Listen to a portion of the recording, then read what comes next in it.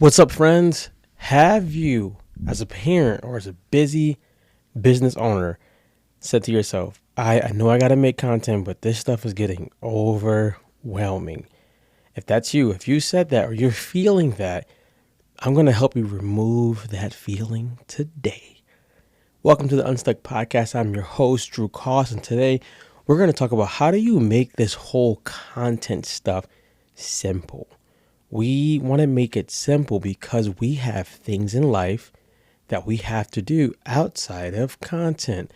If you're a parent, you have the child running, asking for snacks, bath time, bedtime, schoolwork.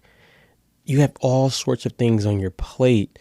Content is probably not the number one thing that you want to give attention to, but you have to of some sort. So let's just break down how we can do this.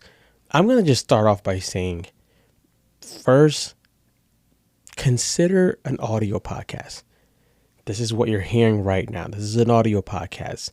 And my reasoning for that is you can do this almost anywhere, anytime.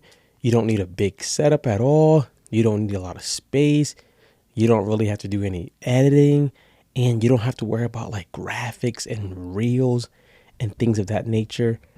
Reels takes at least maybe, if you're good, 10 minutes. If you're not good, maybe an hour to make one.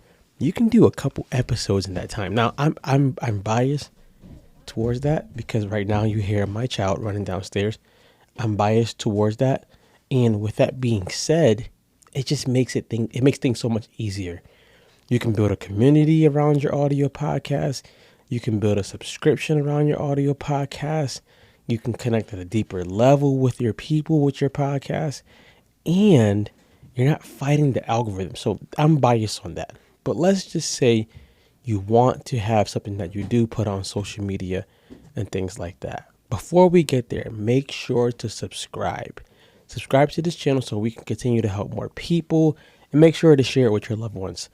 So the first one was audio podcast. The second one would be having content pillars. We've heard this before, maybe not, or content themes. I like to look at themes in this way, which might be a little different than how we usually hear it. Having themes doesn't mean you're stuck doing it one way. It just helps you simplify your process. I strongly believe if the process is simple and simplified, it's 10 times easier to actually follow through with. If it's not simplified and it's a hard process, you're gonna be hesitant to actually go and do the content, especially on days when you're stressed out, or you're overwhelmed, or the kid or the business partner, everything is sucking up your time. So here's how I look at content pillars, and I'll tell you mine. Content pillars, I would say pick about 3. Can you do more? Yes. Can you do less? Yes. It's all up to you, but I like 3. What I do is I have 3 categories that I talk about a lot. My categories is, the first one is I call it RAM, Results and Advanced Marketing. This is where I'm giving you something that will get you a result if you follow it. I'm not scared of giving it away. We're giving up the sauce. I'm giving away something that you can do to help you get a result. Me giving away maybe a PDF, or me just telling you something to do that will help you. AKA, I always tell people to repurpose your content, reshare it, save some time, copy and paste that whole thing all over again. That's me giving you something that you can get a result from immediately. The result can be saving time, saving stress, getting some more money, getting some more followers, connecting more with the community. So that's my first one. My second one is storytelling. I'm always telling some sort of a story because I want people to be able to see themselves in the story, recognize I can identify with what they're feeling, and I always leave off with something that I got, some victory that came out of the story, or some victory we're about to obtain. Right. So one thing I talked about, which did well, was I talked about me quitting jujitsu and coming back to it, what that felt like.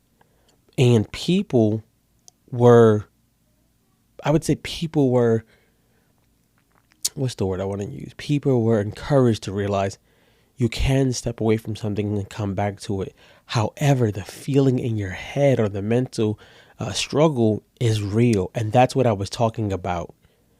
In the end of the story, I told them, hey, but we can do this one step at a time. And somebody hit me up and they were like, hey, I started my journey again because I saw what you posted. So stories, I always tell stories about Aaliyah, my 4-year-old, the co-host, because she's always with me. So I like telling stories. And then my third one is calling people forward, not out, forward. I want to talk to people at this time of my life. I don't have lots of time to convince somebody of things that they should do. That's not my ministry. That might be your ministry, but not mine. I want to call people forward or up, meaning, hey, you've been sitting over there and you know you should have started that podcast 10 months ago, and you keep letting time be the issue. You kept letting this be the reason. You know it's time to do it. Let's just go ahead and do it. In some way, I'm calling them forward. I'm letting them know you have the ability, you have the skill, you have the, if you were in church, the anointing. You have these things, so let's go ahead and do it. I'm not embarrassing them. I'm calling them forward. People need that at times. So those are my pillars. So within those pillars, I can have tons of little subtopics inside of that. For my results in advanced marketing, I like lead magnets. I like giving you a minute of something that I did that worked and that worked for my students. I'm giving it to you for free. With that, people usually end up wanting to do more business with you or wanting to start business with you. And then my storytelling, people love to hear the stories. They love to feel a part. The last one, calling people forward. People like that way more than they like being called out. Called out feels like you're being like some mean old principal. You guys may not know this movie, but Matilda, Miss Archibald, like being that type of person. That's how I do it. So I'm going to say first, audio podcast. You can do video too. That's cool. Video is a little more trickier, but it's possible. Second, having content pillars. The third one, I'm going to say, honestly, take this tip. I've given this tip tons of times, and I cannot stress it out enough. Before I give it to you, make sure you subscribe to this channel. And think about this. We are launching. By the time you hear this, it might be launched. Programs for you to enroll into to learn how to start your podcast.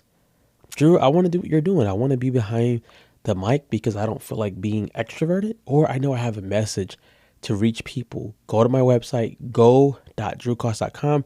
Individual sessions and group sessions are now available. The last one is the 1 minute rule. This is my 1 minute rule that I have for people that it makes sense. I want you to take down the top 3 to 6 questions that you get asked or what's asked about your field. And I want you to answer them in 1 minute. Now you're going to do 3 videos. Each video is going to be 1 minute long, answering one of those questions. And then you're going to write about it, each problem. You're going to write about it for however long it takes you to write about it. I wouldn't take a long time at all. And then the third thing you're going to do with that is you're going to talk about it again, but this time you're going to hide your face. This is what we're going to be calling a voiceover. Now, with that being said, my first 3 is my videos. I got 3 videos I can post. I'm going to answer questions again. I have 3 things I can post that has some writing in it. So this is what I can use as like a quote post. I can put a picture up and then put that writing in the post or on my newsletter, however you do your marketing. And the third one is like a voiceover. Voiceovers are really, really good because if you have some old videos of you like doing anything, you can just go inside of CapCut, upload your audio, and then overlay those videos right on top of it. That's super cool because you can use videos of you gardening, you playing with the kids, you cooking, whatever you do. And people now have this package of being with you doing some of those things, sort of say. And they also have the voice of you answering those questions. Now, you might say, Drew, wouldn't that get old? Not really, because there's 3 different ways that people are hearing the same exact solution being solved. Marketing is not really so much how many things you can say. It's what needs to be said and how can you keep saying it with your unique way, your unique spin, or as I would say, your sauce. So if you're busy, these are ways that can help you do it where it's simplified. You do not need to be spending tons of time on content. Or if you're ready to pay for it, you can outsource and you can pay for someone to do your content for you. You can hit us up, go.drewcost.com, and we'll help you out. I hope that helps you guys out. Aaliyah's getting ready to run downstairs, so you know what I'm saying. Be great. I'm out of here.